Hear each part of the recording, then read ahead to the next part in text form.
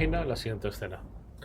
Llevas invertidas unas 15 horas de tu vida en leer un thriller de 600 páginas. Te has encariñado con ese detective protagonista. Le has visto perder a su familia, le has visto caer en el alcoholismo, recibir palizas, sudar sangre y perseguir pistas falsas durante 40 capítulos. Estás ahora mismo en la página 450. El asesino en serie es un fantasma, un genio del mal que no deja huellas. Y entonces, estando el detective en un callejón sin salida a punto de rendirse, decide entrar en un bar cualquiera a las 3 de la madrugada a pedir un whisky. Se sienta en la barra y, pura casualidad de la vida, de entre los miles de bares que hay en la ciudad, justamente empiezan a hablar en voz alta detrás suya un par de personas acerca de cómo ayudaron al asesino a enterrar el último cadáver en el viejo aserradero abandonado de las afueras de la ciudad. ¿Lo escuchas? Ese sonido, ese clic seco, es el sonido del lector cuando está cerrando tu libro de golpe para no volver a abrirlo jamás. Es el sonido de la confianza rompiéndose en mil pedazos, ya que acabas de escupirle en la cara a la persona que te estaba dedicando su tiempo. Acabas de regalarle la victoria a tu protagonista mediante una coincidencia barata, perezosa y de plástico. Bienvenidos un día más a La Trinchera, cirujano de la palabra. Bienvenidos a un nuevo episodio de este quirófano sonoro, de este podcast de trazo de tinta. Hoy quiero que abramos sin canal uno de los tumores narrativos más destructivos, comunes y vergonzosos que asolan a esta literatura aficionada. Prepara el instrumental, levanta bien las manos y sube el volumen si vas conduciendo, porque hoy vamos a estripar de raíz lo que aquí llamamos ese síndrome de la puerta entreabierta. Vamos a mancharnos de tinta. Pues bien, sé que lo mismo muchos de vosotros quizás estéis de camino al trabajo, pasando el perro, o quizás sentado frente a la pantalla en blanco, peleándoos con ese manuscrito que parece que no quiere avanzar. Hoy quiero traeros este paciente que llega a la mesa de operaciones en un estado crítico. El síndrome de la puerta entreabierta no es un error de ortografía, ni es un problema de estilo, ni de exceso de adjetivos. Es lo que podríamos llamar un fallo sistémico. Es un cáncer en los cimientos mismos de la arquitectura de tu novela, de tu relato e incluso, a veces, de la poesía narrativa. ¿Pero qué es eso exactamente? En términos clínicos, ¿de acuerdo? Esto se podría definir como el uso de la casualidad fortuita y conveniente para poder resolver un problema de la trama o quizás de darle información vital al protagonista sin que éste haya tenido que pagar ningún precio por ella. Lo he bautizado como ese síndrome de la puerta entreabierta porque su manifestación más cliché, lo que más nos encontramos, lo que nos dedicamos a leer y evaluar manuscritos, es literalmente esa, que el protagonista va caminando por un pasillo, pasa por delante del despacho del villano y milagrosamente la puerta está entreabierta y escucha la conversación donde se revela todo el misterio. Pero todo esto tiene muchas otras variantes. Es el diario del asesino que aparece convenientemente abierto por la página de la confesión cuando el protagonista tropieza y se cae al suelo. Es la contraseña del ordenador ultrasecreto que resulta ser el nombre del perro del guardia de seguridad y el protagonista lo adivina al primer intento. Es la ráfaga de viento que aparta unas hojas secas en el bosque para revelar la trampilla subterránea que justamente la policía lleva buscando 3 meses con perros rastreadores y que no lo han conseguido. Es, en definitiva, la pereza absoluta del escritor.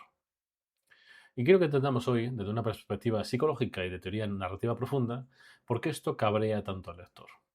Porque no es simplemente que quede feo, es que atenta contra el pacto ficcional que hemos hablado en muchas ocasiones.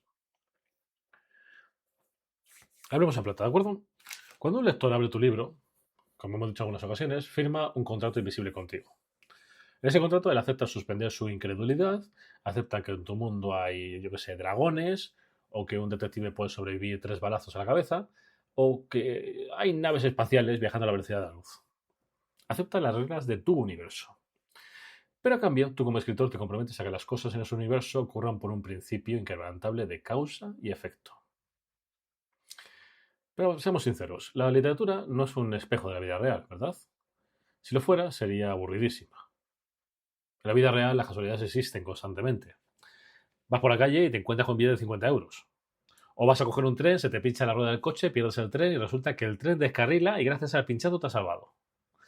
La vida es azarosa, es caótica, es injusta y es totalmente sin sentido.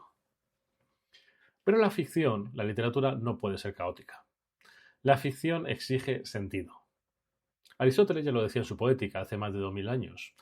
En la tragedia y la narrativa, los eventos deben ocurrir unos a causa de otros, por necesidad o por probabilidad, no de forma episódica o casual. Y es que cuando el autor, en ese caso tú, metes a tu protagonista en un problema del que no sabe cómo sacarle, pues recurres a una casualidad cósmica, esa puerta entreabierta, un resbalón afortunado, una tormenta conveniente, que rompe ese contrato de causa y efecto. Y es que el lector lo percibe inmediatamente como esa mano gigante del lector que está bajando desde los cielos para colocar la pieza del puzzle donde no encaja. Y en el momento en que el lector ve tu mano de titiritero, la magia muere. La inversión se destruye. El muñeco de porcelana revela que es de plástico y caemos de lleno en ese valle inquietante literario del que tantas veces hemos hablado, donde todo se siente falso. Por tanto, en esta primera parte de la operación quiero que se abra a fuego una regla fundamental de la narrativa moderna. Es una regla que popularizó Emma Coates, una antigua artista de storyboarding de Pixar, cuando compartió las 22 reglas de la narrativa del estudio. Y es una de las verdades más brutales que vas a escuchar sobre la escritura. La regla dice lo siguiente. Las casualidades para meter a tus personajes en problemas son geniales. Las casualidades para sacarles de ellos son hacer trampa. Fíjate qué maravilla he visto, ¿de acuerdo? Si tu protagonista va caminando por la calle, le cae una maceta de la cabeza, pierde la memoria y de repente la mafia le persigue creyendo que es un informante, el lector lo acepta. Le has metido en el barro por casualidad. Esa es la premisa. Es ese inicio del conflicto. Aceptamos el azar para complicar la vida de los personajes porque nos encanta verles sufrir y enfrentarse al caos. Pero, si en el clima de la novela, cuando la mafia le tiene arrinconado contra un muro y van a dispararle, a los tres mafiosos les cae, yo que sé, un rayo del cielo y mueren electrocutados, pues acaba de hacer trampa.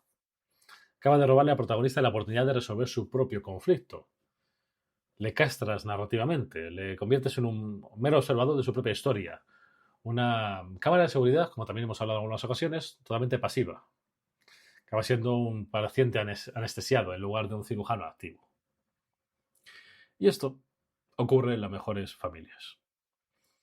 A lo largo del capítulo de hoy, quiero que destripemos ejemplos reales. Quiero que veamos cómo género de la literatura bordearon este precipicio y cómo los autores que venden millones hoy en día a veces nos cuelan puertas entreabiertas de la forma más descarada y que a veces no nos damos cuenta.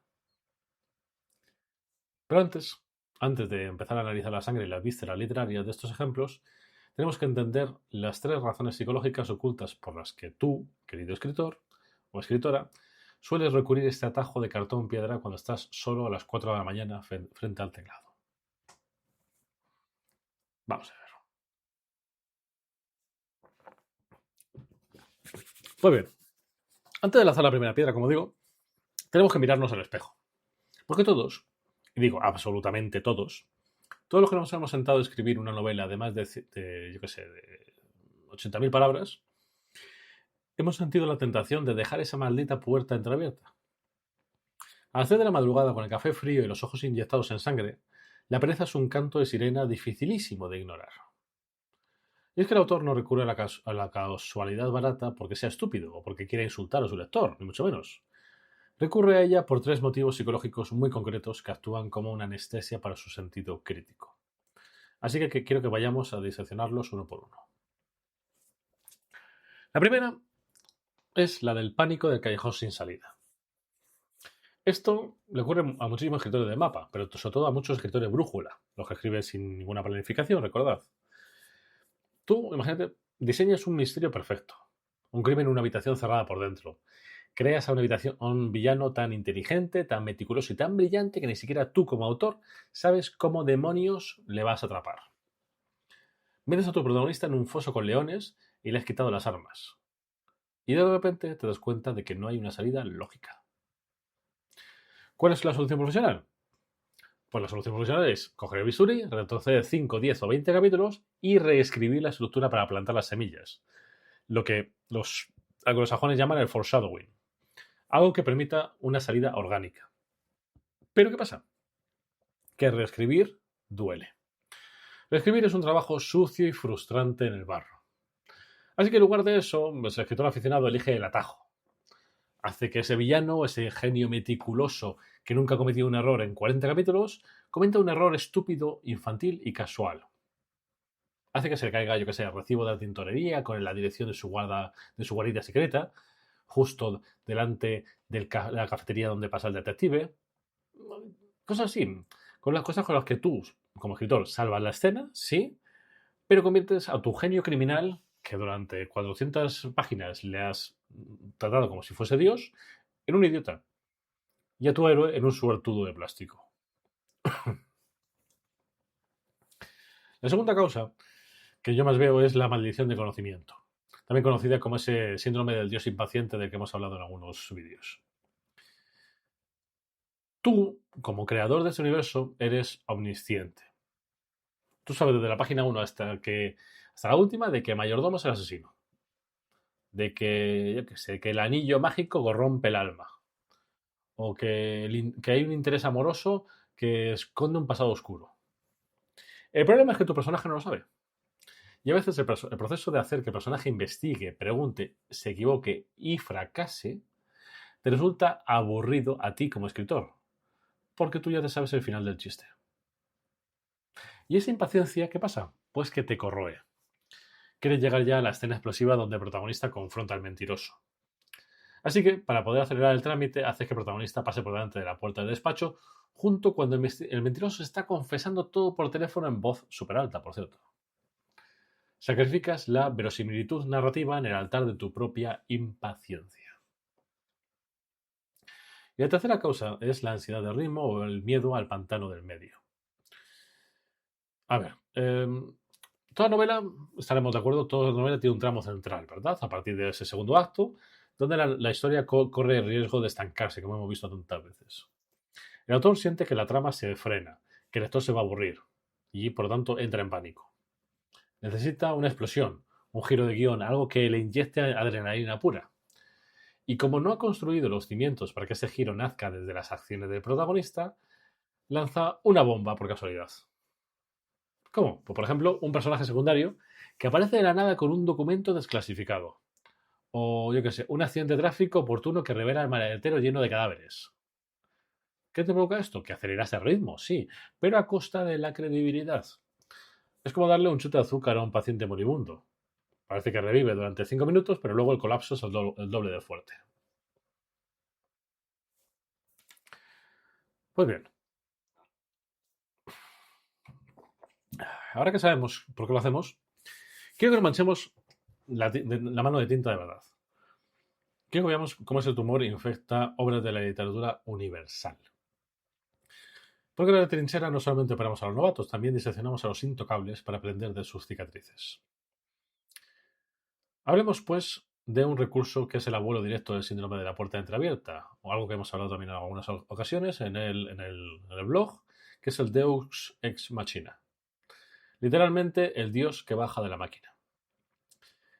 En el teatro griego antiguo, cuando un dramaturgo había enredado tanto la trama que no sabía cómo desenredarla lógicamente, bajaba un actor colgado de una grúa, una máquina, vestido de Apolo o Atenea, y ese dios resolvía todos los problemas mágicamente, castigando a los malos y salvando a los buenos.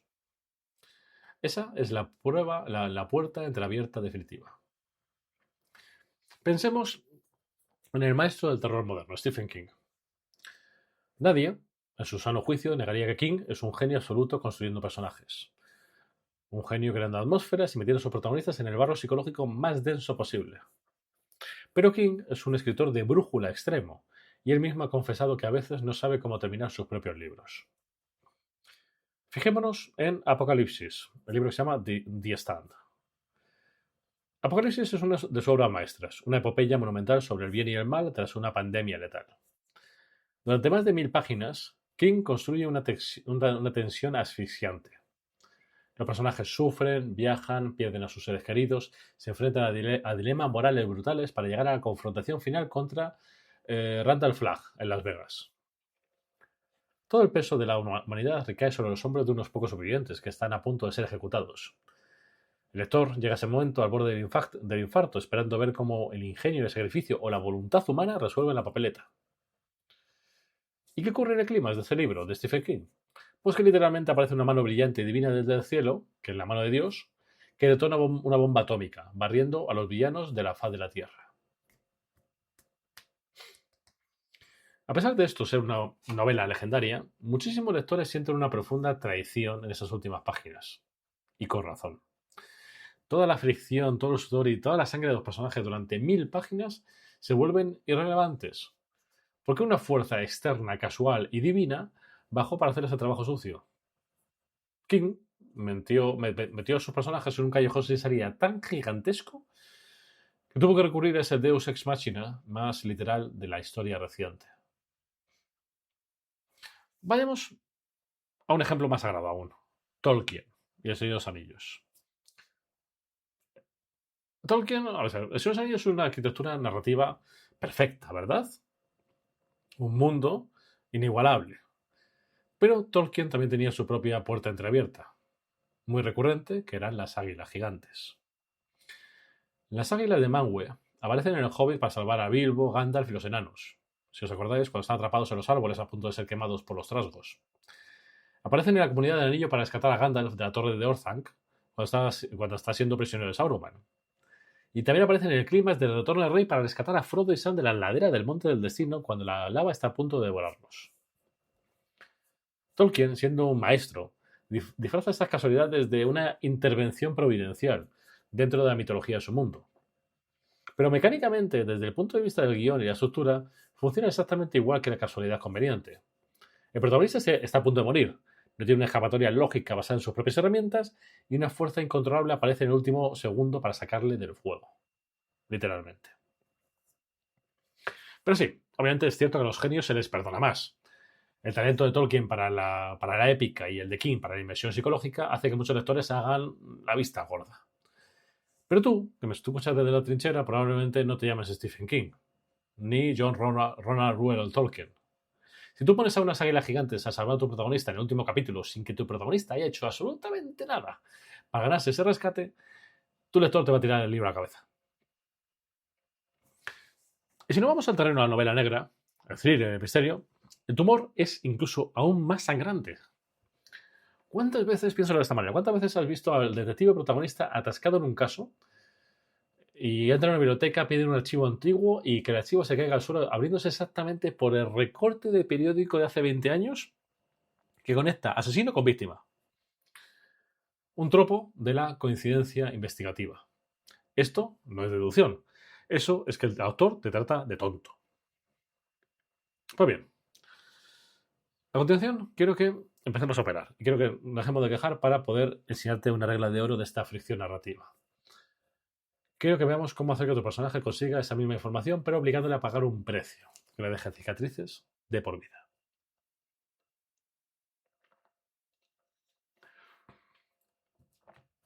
Pues bien, si tú, en tu caso, has detectado en algún momento en que tu manuscrito, en que tu protagonista avanza a la trama gracias a una casualidad cósmica, como digo, o a un golpe de suerte que tú le has regalado, tienes que extirpar esa escena entera.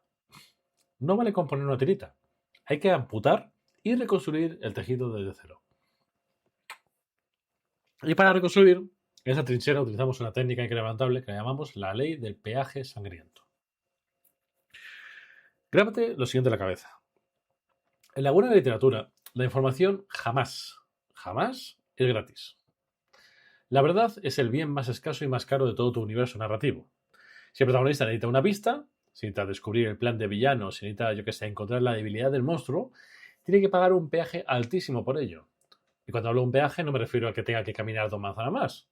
Me refiero a que el peaje tiene que doler, tiene que dejar cicatrices, tiene que obligarle a sacrificar algo que ama o, en el mejor de los casos, tiene que corromper su moralidad.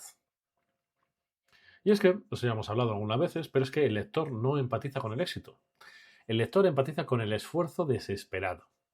Empatizamos con el personaje que, para conseguir el código de la caja fuerte, tiene que traicionar a su mejor amigo, mentir a su pareja, romperse 3 costillas huyendo por una ventana, o yo que sé, o gastar los ahorros de toda su vida sobornando a un matón.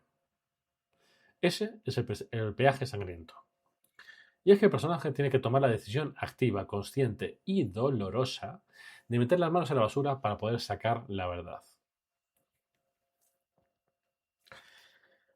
Intentemos bajar esto al barro con los ejemplos baratos de los que hablábamos al principio. Imagina que tienes esa escena donde tu detective va por el pasillo y escucha al villano a través de la puerta entreabierta. ¿Cómo lo arreglamos aplicando la ley del peaje sangriento?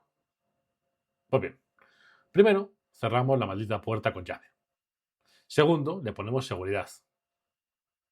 El detective sabe que el villano tiene los documentos ahí dentro porque ha hecho una investigación previa exhaustiva. No pasaba por ahí de casualidad, está ahí porque ha tomado la decisión activa de infiltrarse. Ahora bien, para escuchar o robar el plan tiene que tomar decisiones que duelan. Quizá tenga que seducir de forma manipuladora y cruel a la recepcionista, y por lo tanto destrozar a una persona inocente solamente para robarle la tarjeta de acceso. Quizá tenga, yo que sé, que colarse por un conducto de ventilación que está lleno de cristales rotos y rajarse los antebrazos. Quizá mientras está espiando, el guardia de seguridad le descubra y ese detective que se considera un buen hombre tiene que coger un cenicero pesado y reventarle en la cabeza a un padre de familia que solamente estaba haciendo su trabajo. ¿Ve la diferencia? La información que consigue es exactamente la misma. Descubre el plan de villano, pero en la primera versión el detective era con suerte un turista. En esta versión el detective mancha su alma para siempre. Tiene sangre en las manos, sufre dolor físico o psicológico y cruza una línea moral de la que no hay retorno. Paga el peaje. Y el lector que está al otro lado de la página está respirando con dificultad, con el pulso acelerado y está respetando profundamente la victoria del personaje porque sabe lo carísima que le ha salido. Cojamos otro ejemplo cliché, ¿de acuerdo? Ese archivo que se cae de la biblioteca y se abre mágicamente por la noticia del periódico de hace 20 años. Cerramos el archivo y le quitamos la suerte. ¿Cómo? Pues porque si el detective intenta encontrar ese patrón, la ley del peaje sangriento exige un desgaste. Obligamos al personaje a encerrarse en el sótano del archivo durante 72 horas seguidas. Le hacemos beber tanto café que las manos le tiemblen. Le hacemos ignorar las llamadas desesperadas de su mujer, provocando el colapso definitivo de su matrimonio. ¿Todo por qué? Pues porque está obsesionado con encontrar la pista. Y después de 3 días de asfixia, de polvo, de quedarse medio ciego leyendo microfilms y con los papeles de divorcio encima de la mesa, entonces, y solo entonces, el personaje consigue conectar los puntos y encuentra la noticia de hace 20 años.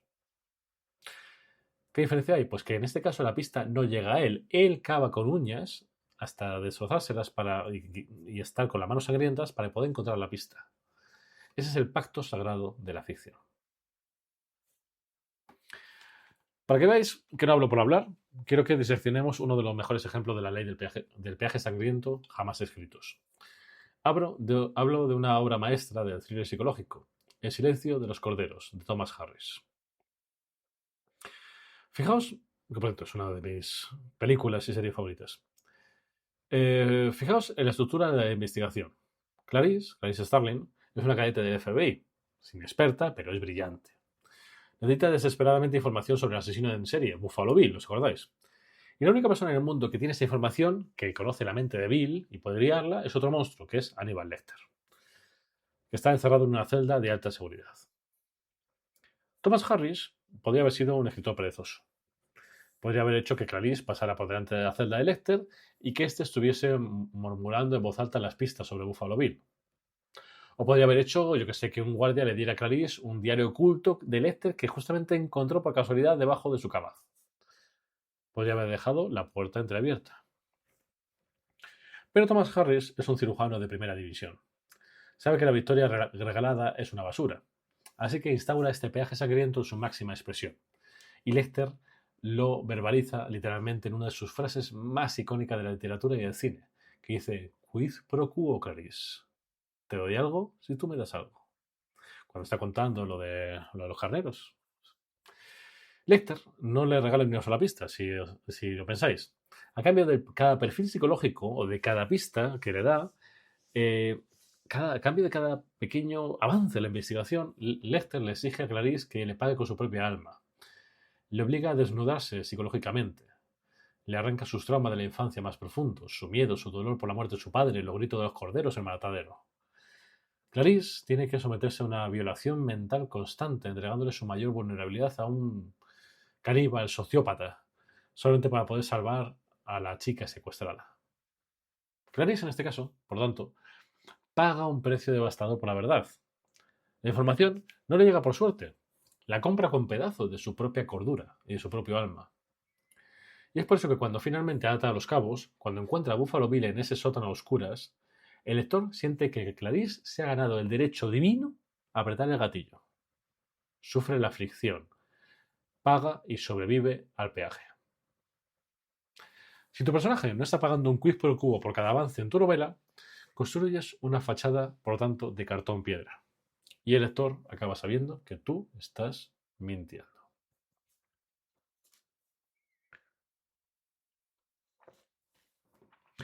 Pues bien, con esto hemos visto cómo la casualidad perezosa y ese síndrome de la puerta entreabierta arruinan el thriller, la fantasía épica e incluso la novela negra. Pero en esa trinchera operamos a todos por igual, y hay un sector de la literatura que cree estar a salvo de este tumor porque no tiene una trama de investigación o porque no hay crímenes que resolver. Hablo de la poesía íntima y de la novela romántica, o de lo que también llaman esos recuentos de la vida cotidiana, es slice of life. Si tú eres poeta o escribes sobre los sentimientos humanos y las relaciones, cuidado. Y es que tienes el mismo cáncer en el quirófano, solo que disfrazado de otra cosa. En la poesía y en el romance, el síndrome de la puerta entreabierta no es descubrir el plan del villano por casualidad, es lo que yo llamo la epifanía de plástico o ese perdón caído del cielo. Vayamos por partes, ¿de acuerdo? Hablamos primero en canal a la poesía. ¿Qué es una puerta entreabierta en un poema? Pues es esa revelación filosófica brutal, ese cierre magistral sobre el sentido de la vida o el dolor del desamor que este yo lírico, que es la voz del poema, tiene mágicamente en el último verso, sin que el poema haya construido la fricción necesaria para ganarse esa conclusión. Es el poeta que empieza hablando de que está lloviendo, se hace un café mirando por la ventana, describe lo gris que está el cielo, y de repente la estrofa final te suelta una máxima universal sobre cómo el amor verdadero es aprender a soltar, yo qué sé, las cadenas del alma herida. Perdona, cirujano del verso, pero ¿de dónde demonios sale eso? No me enseña la herida, no me enseña las cadenas, no me hace sentir ese peso asfixiante de tener que soltar a alguien a quien amas con locura. Me regalas la moraleja, me regalas la epifanía como si te hubiese caído del cielo mientras removías el azúcar del café. Esa, querido poeta, es tu puerta entreabierta. Llegas a una conclusión profunda por simplemente pura casualidad poética sin pagar el peaje del dolor. En la buena poesía lírica, o normal, ese yo tiene que arrastrarse por el barro de las imágenes concretas para ganarse el derecho de la reflexión final. Y es que si vas a hablar de soltar cadenas, no me hables de la lluvia.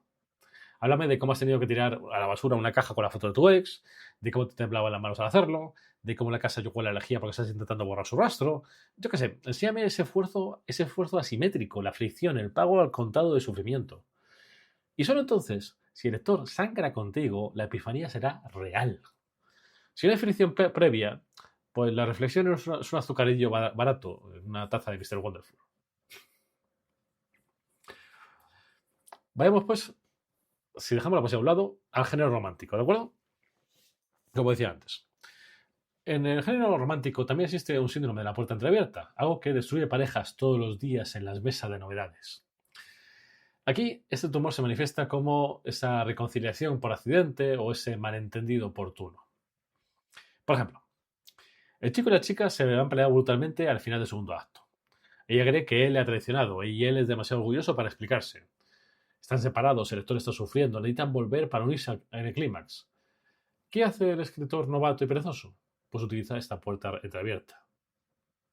La chica va por la calle, triste y cabizbaja, y de pura casualidad escucha a la exnovia malvada del chico contándole a sus amigas en una cafetería cómo manipuló toda la situación para que pareciera una traición. ¡Ah! Magia.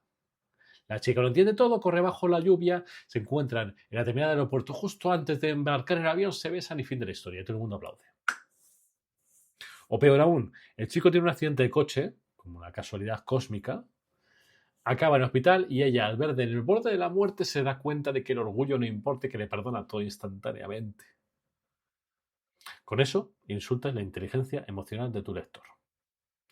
Roba la oportunidad de que tus personajes crezcan, maduren y se comuniquen. Resuelves un conflicto interno de pareja que requiere vulnerabilidad, pedir perdón, tragar saliva y exponerse al rechazo, y lo resuelves con un accidente de tráfico o escuchando una conversación de pura potra en un Starbucks. Eso es hacer trampa. Eso es el Deus Ex Machina del amor. Pero vale, me podrías preguntar, ok, ¿y cómo curo esto con ese peaje? Pues para esto los personajes tienen que sudar la reconciliación, les tiene que costar. Ella no puede enterarse de la verdad por casualidad. Tiene que tragar su orgullo, ir a buscar a la persona que más odia, por ejemplo, la exnovia, el amigo del chico, y someterse a la humillación de preguntar y descubrir que estaba equivocada. Tiene que ganarse la verdad arrastrándose por el suelo de sus propios prejuicios. Y el chico no puede estar como en un hospital esperando que le perdonen gratis. No. El chico que tiene que presentarse en la puerta de ella, desarmado, sabiendo que puede ser rechazado, humillado frente a todo el mundo y que le tiren, yo qué sé, un cubo de agua en la cabeza y verbalizar su error. Tienen que pagar el precio del crecimiento emocional. Y es que, como la vida real, si el amor se arregla porque un camión se saltó un semáforo, ese amor es de plástico. Ese amor no es real. Y la historia no vale en el papel en el que está impresa. Pues bien, llegados a ese punto de la autopsia, después de media hora ya, es muy probable que algún escritor de la vieja guardia o algún defensor a ultranza de la brújula esté levantando la mano en el fondo del quirófano para protestar diciendo bla, bla, bla, bla. Y, oye, con toda razón, posiblemente estarás pensando, oye, vamos a ver, vale, pero si la vida real está llena de casualidades, ¿qué pasa? ¿Que no puedo utilizar ni una sola coincidencia en mi novela sin que me llames un cirujano de plástico? ¿Qué pasa? ¿Que tengo que justificar hasta el vuelo de una mosca? Y la respuesta, como en buena técnica narrativa, requiere precisión de cirujano. Vamos a ver, no todas las casualidades son tumores malignos. De hecho, hay un tipo de casualidad que no solamente está permitida, sino que es absolutamente necesaria para que tu historia respire y que el lector se enganche desde la primera página. Volvamos a esta regla de oro que mencioné al principio del episodio. En este caso, la famosa regla número 19 del decálogo de Pixar, acuñado por Emma Coates. Dice así, como decíamos, las casualidades para meter a tus personajes en problemas son geniales y las casualidades para sacarlas de ellos son hacer trampa. Repito, las casualidades para meter a tus personajes en problemas son geniales. Las casualidades para sacarles de ellos son hacer trampa. Quiero que marques esta frase y te la tatúes en la muñeca con la que escribes. Piensa lo siguiente. La psicología del lector es fascinante, es sádica y es maravillosa. Como humanos, tenemos una empatía natural hacia la mala suerte ajena, especialmente en la aflicción. Y aceptamos con los brazos abiertos que el universo sea cruel, asimétrico y despiadado con tu protagonista. Si la casualidad le arruina la vida, la compramos, sin rechistar. Si la casualidad le salva la vida, sentimos que nos están estafando. Pensemos en uno de los mejores guiones de acción de la historia del cine, que es pura literatura estructural. Jungla de cristal, Die Hard. No sé quién le puso este nombre en español, pero bueno.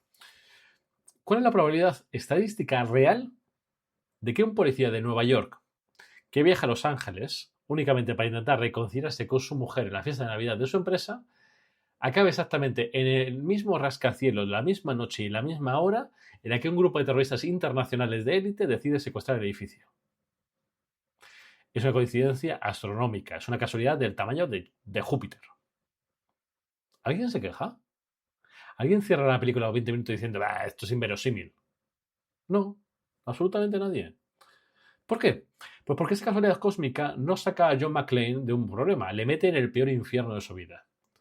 Le arranca los zapatos, le obliga a caminar sobre cristales rotos, le destroza física y psicológicamente. Una coincidencia que es como decíamos al principio, hace varias semanas, ese incidente incitador. A partir de ahí, la suerte se le acaba y McClane tiene que empezar a ganarse cada palmo de terreno con sangre y con sudor. Y con frases demoradoras.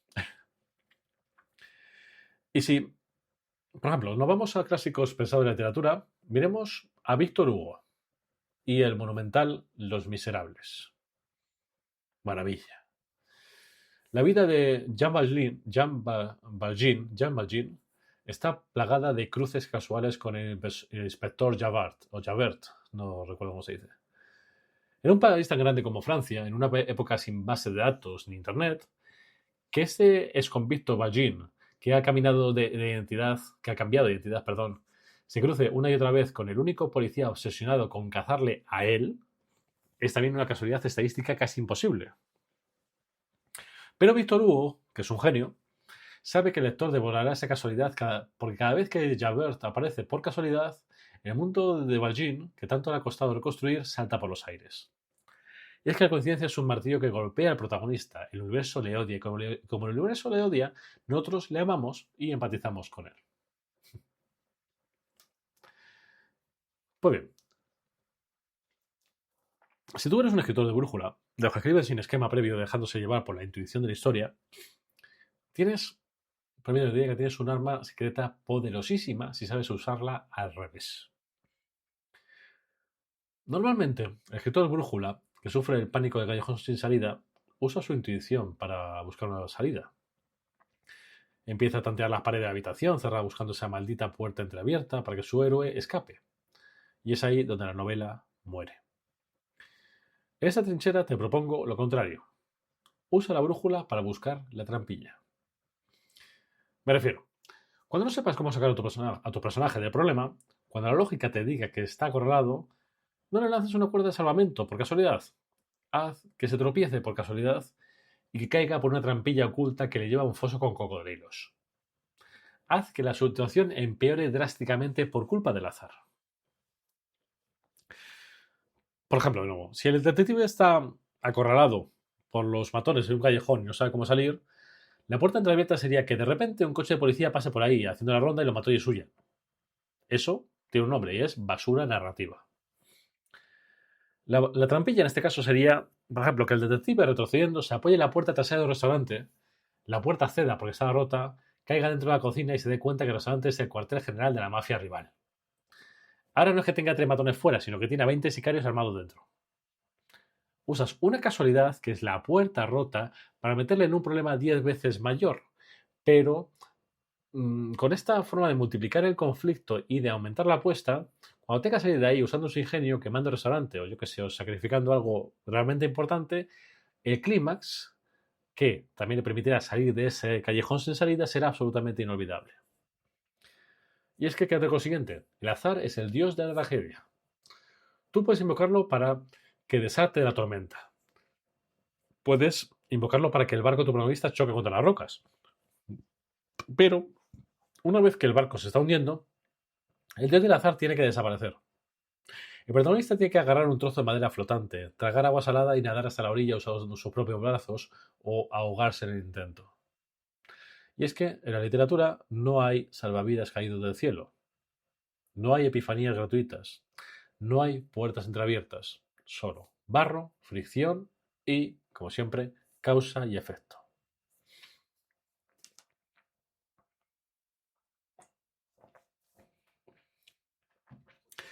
Pues bien, con esto cerramos al paciente. Ha sido una intervención larga, llevamos 38 minutos, pero si has estado prestando atención, ahora tienes en tu mano las herramientas exactas para evitar que tu novela, tu relato o tu poemario, evitar que se convierta en una barata obra de cartón piedra.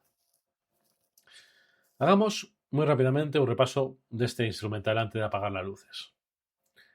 La primera decisión que hemos hecho ha sido diagnosticar por qué recurres a ese tumor. El pánico de callejón sin salida, la maldición del conocimiento, véase tu impaciencia como creador omnisciente, y la ansiedad de ritmo. Cuando sientas que la trama se estanca en la pared, te susurra al oído que dejes una puerta entreabierta para que tu protagonista escuche el plan del villano, date una bofetada mental. Respeta a tu lector. La segunda decisión que hemos hecho es esa ley del peaje sangriento. Y es que la regla de oro absurda para curar este cáncer es precisamente eso, que tengan que pagar un peaje. La información en tu universo nunca ha de ser gratis. Si tu personaje necesita descubrir una pista, resolver un misterio o alcanzar una epifanía filosófica en un poema, o yo qué sé, o ganarse el perdón de su pareja, como hemos dicho también, tiene que pagar un precio altísimo. Al de sudar, mentir, obligar a traicionar a sus propios principios o sangrar físicamente o psicológicamente también. Como nos ha enseñado Aníbal Lecter con su Quid pro Quo, con Clarisse, la verdad se compra con pedazos del alma del protagonista. Si no hay fricción, el clímax no vale nada. Y la tercera decisión que hemos hecho es esta ley Pixar de las casualidades. Grábatela a fuego. Las casualidades cósmicas son maravillosas para meter a tus personajes en el infierno. Usa el azar, las puertas rotas, los accidentes de tráfico para destruirles la vida en este incidente incitador. Aumenta la apuesta, pero jamás, bajo ningún concepto, utilices esa misma casualidad, o una distinta, para sacarles del agujero. El salvavidas no puede caer del cielo, tienen que construirlo ellos mismos con la madera podrida de su propio naufragio. Escribir de verdad, escribir sin piedad, duele. Si estás escribiendo una novela y no te duele la cabeza intentando sacar a tu protagonista del atolladero en el que te han metido de una forma lógica y organizada, es que lo estás haciendo mal. Es que estás tomando atajos.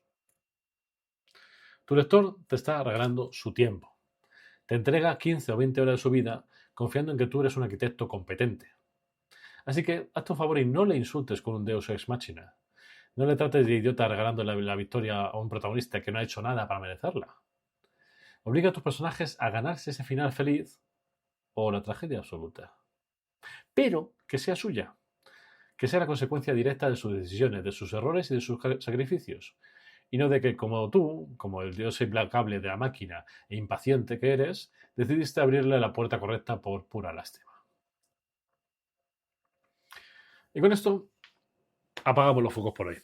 Si esta disección te ha hecho replantearte esa escena que escribiste anoche a las 3 de la madrugada, o si te has cocido la herida, es que estamos haciendo bien nuestro trabajo. Como siempre, quiero leeros en el barro. Quiero que bajéis al comentario de la plataforma de que me estéis escuchando o buscad el post en el que se anuncia este podcast en mis redes y confesad cuál es esa casualidad milagrosa, esa puerta entreabierta tan absurda y perezosa que os habéis encontrado en un libro o en una película que os ha hecho abandonarlo para siempre. Quiero leer vuestros peores descubrimientos. Yo tengo muchos, créanme. Y si como siempre valoráis que sigamos abriendo el canal de literatura semana tras semana sin anestesia, suscribiros como se llama el podcast, reventad ese botón de like y dejad unas cuantas estrellas y compartir este episodio con ese compañero de armas que sabéis que está atascado en su manuscrito y necesita un golpe de realidad. Como siempre, tanto en el desglose de este podcast como en las redes tenéis los enlaces al blog, a la newsletter, a todo y todo lo que publicamos día tras día, semana tras semana. Cuidaos mucho, proteged vuestro manuscrito de la pereza y, como siempre, os digo de este lado del micrófono, a mancharse de tinta. Chao, chao.